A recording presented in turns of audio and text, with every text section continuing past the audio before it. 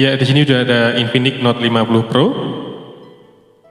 Ini ketika kita akan mematikan daya, kita tekan tombol power seperti ini.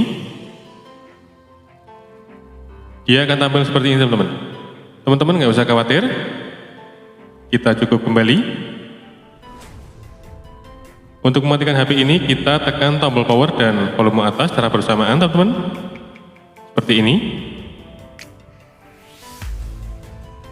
Oke, dia akan tampil seperti ini, teman-teman. Lalu kita pilih matikan daya. Ketuk untuk mematikan daya. Oke, seperti itu, teman-teman, untuk mematikan HP ini. Semoga bermanfaat, teman-teman. Kalau kalian juga bisa like dan subscribe. Sampai jumpa di video selanjutnya.